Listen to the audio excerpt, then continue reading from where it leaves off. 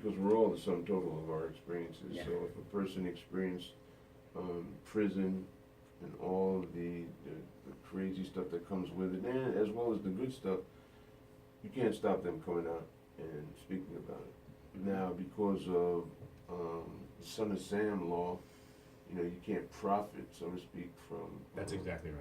Yeah. from your Yeah. crime. But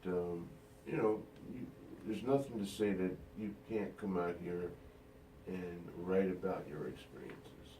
It doesn't even have to be in the first person. It could be.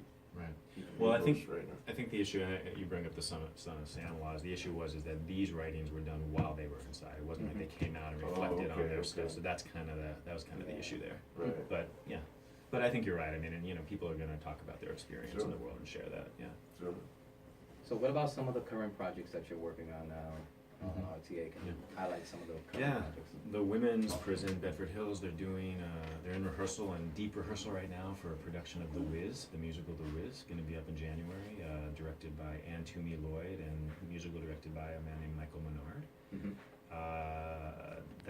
That rehearsal process has been going on for a while, and in the women's prison it's funny because it's a little, we don't really need to bring in actors for the male parts. They're happy to play male or female parts. Where in the, of course, in the men's prison it's a little bit harder to get them to take on playing a women's part, although it has happened. Yeah.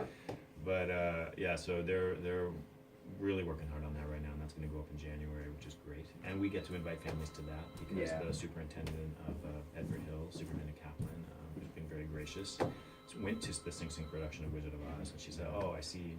That, she liked that the families came, so we're going to get to bring families in there too. And anything out in the community that's taking place? Well, just really that re-entry play that's in development. I don't even think it has a title yet. Okay. Well, we'll definitely revisit that. We're running out of time. and how would the on the count crew go about going in and seeing some of the productions? Well, I think that would be a question for Catherine Wilkins, who's our executive director. She kind of knows the ins and outs of that more than I do. Yeah. So it would really be about contacting RTA and just going to the website and giving a call and having a conversation about it. Because all of us have been cleared to go into. Oh, okay. prisons. That makes things a lot easier. Yeah, most definitely. Absolutely. So how do people come in contact, get in contact with you, get in contact with RTA, support RTA for our listeners? Right, well, if you just Google Rehabilitation Through the Arts, it's the first thing that comes up, www.rta-arts.org. Our information's on the website if you want to get in touch with me or anybody else, and we're happy to hear from you.